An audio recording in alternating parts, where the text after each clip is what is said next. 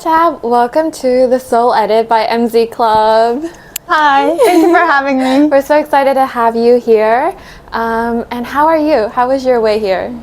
I'm good. It's pretty cold outside, but manageable. I know today we're doing like a pajama look. I love your pajamas. Where is it from? Thank you. It's from Varish. Yeah.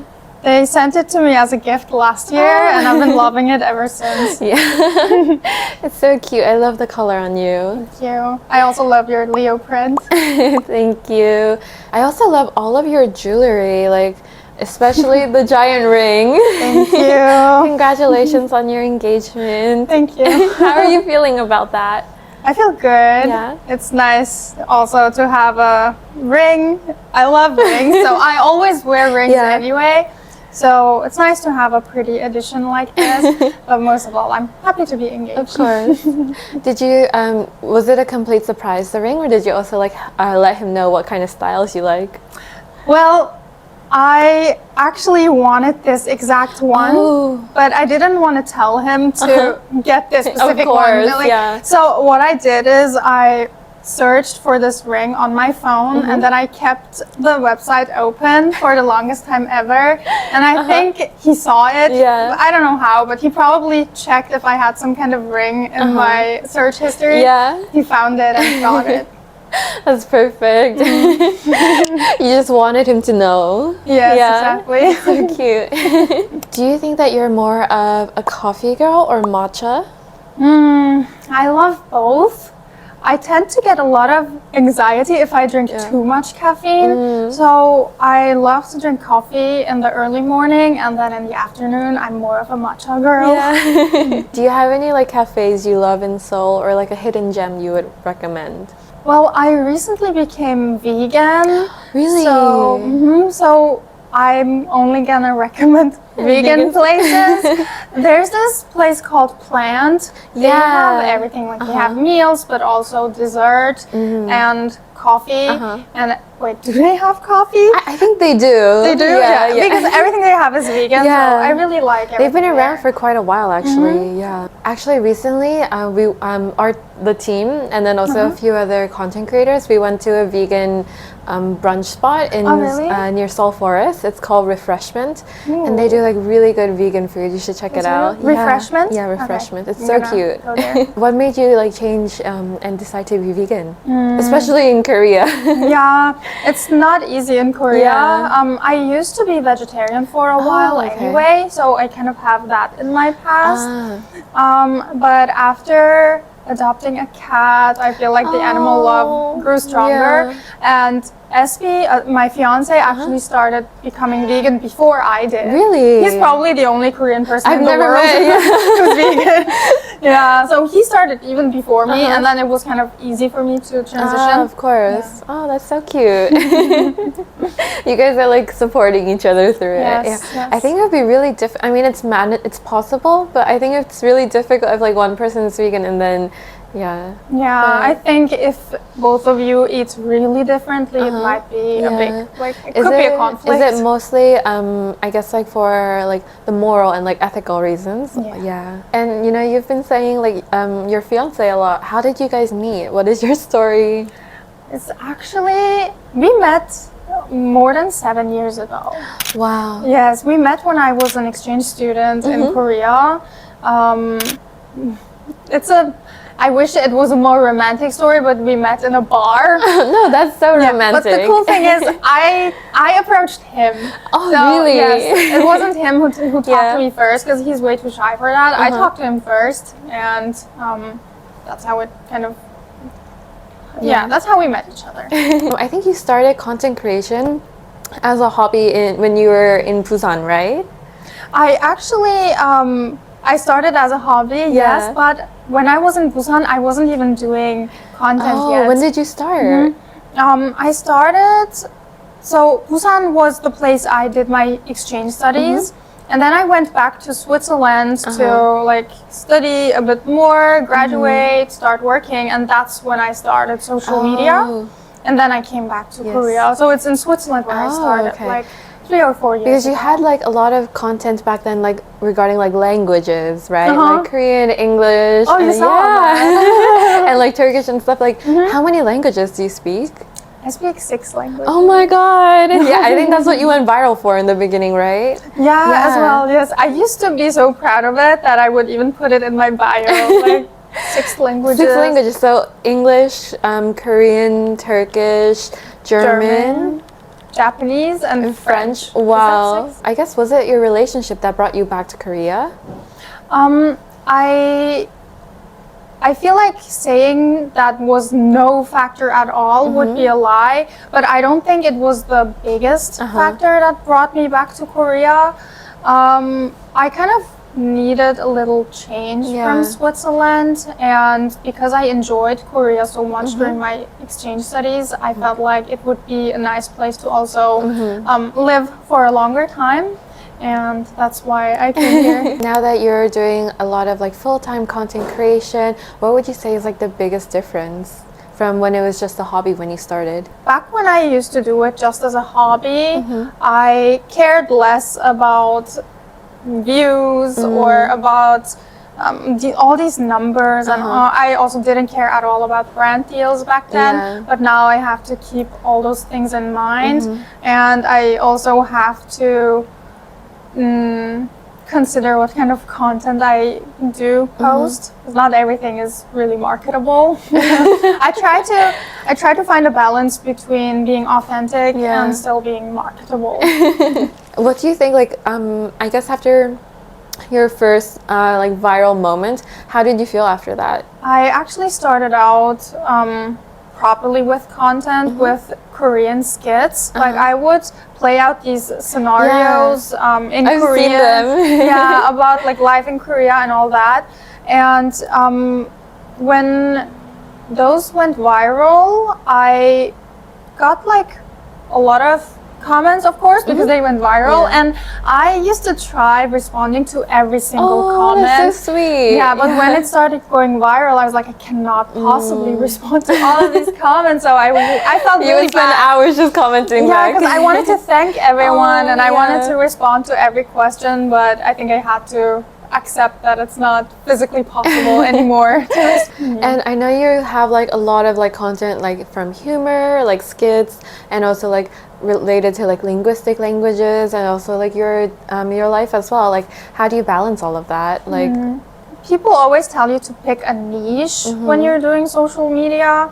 In my case, I feel like I'm just gonna post about my life, and I try not to like limit myself to one specific thing.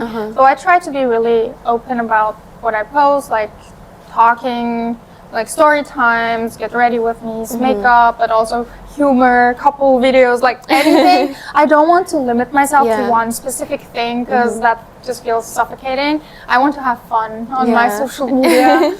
When you're balancing like social media, you want to share your life, you want to show your authentic self, but also there are things you keep a little more private, of course, like your relationship or things like that. You're not obviously sharing everything with the world. How would you say like you kind of like draw the line, or like have those kind of things you keep for yourself and then things you share with the world? It's hard to draw a strict line. Sometimes it gets a little bit like a gray zone. But in general, anything where I feel like I wouldn't feel comfortable if a stranger asked me about it, I'm not gonna post about that. So if I have a fight with my fiancé, I'm not gonna vent about it, like he said this and that. But if I feel like, for example, I recently posted a little bit about my background, and it got a bit controversial, not too much. And a few people were wondering why I would talk publicly about that, but I felt like it could be very helpful to people who come from a similar background. So in that case, I judged that although it might not be super comfortable if strangers ask me about it, I feel like it helps a lot of people, so I still wanted to talk about it. So I know you shifted your career from doing just content creation and social media to now owning your own agency. Can you tell us a little more about that? Actually, I've never only done content. I always felt like I also wanted to have a 9 to 5. So before I started my own company, I actually worked for just an office job. Not going to get into that. As for my own company, I established it around 1.5 years ago. And it's the headquarters is in Switzerland, and I'm here in Korea, networking, connecting with people. And the company's name is Askan Entertainment. We're a talent management agency. Currently, we're mainly focusing on content creators, and we're globally representing them, connecting them with brands, sending them to events.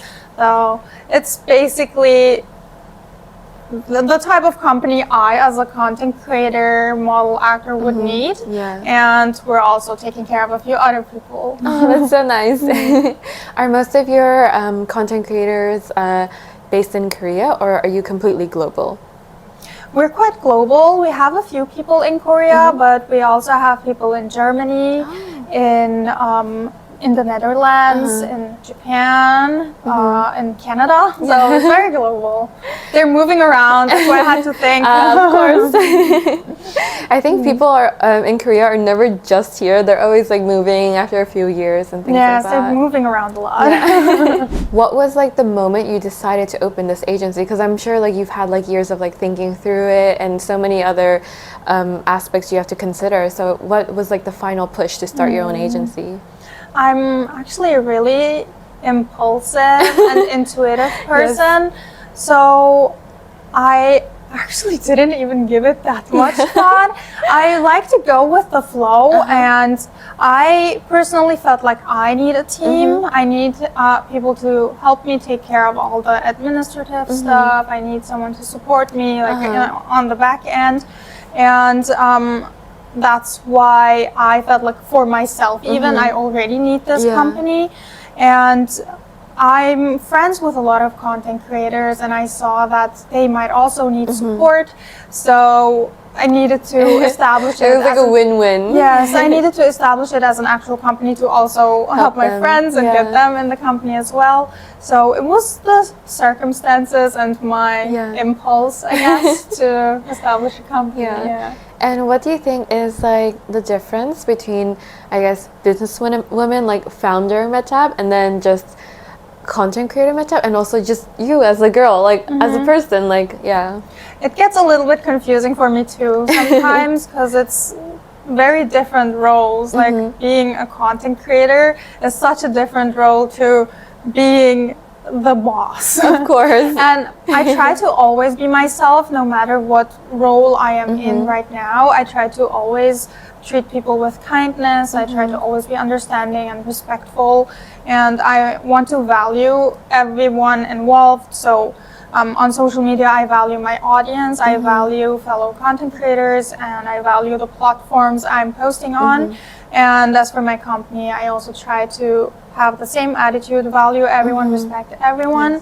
And I do think that in the company, like in my company role, I have to be a bit more direct, I guess.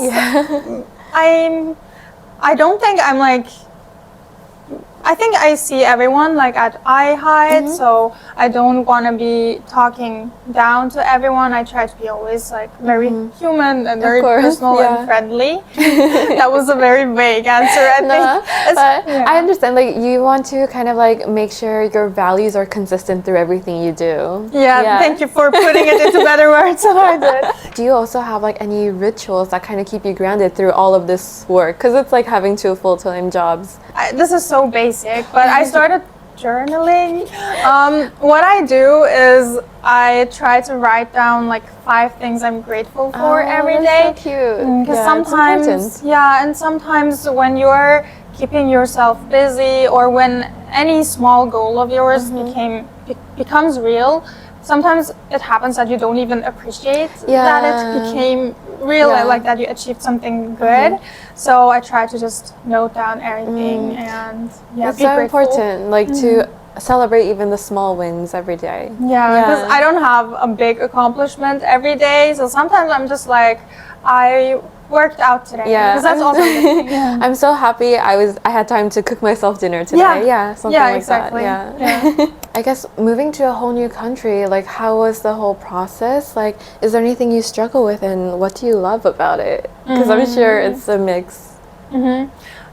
Well, moving itself, it was a big step, but at the time it was actually the pandemic. So it was quite messy with the quarantine and all that, but once I settled, so the process itself was all right, I guess. I think what's the hardest for me is just not being able to see my family. I do miss them a lot. As for cultural differences, that's something a lot of people are curious about. I think I'm able to navigate it quite well because I have a Turkish background, but I grew up in Switzerland, so I already know what it's used to it a little bit. So I feel like I was able to settle pretty well.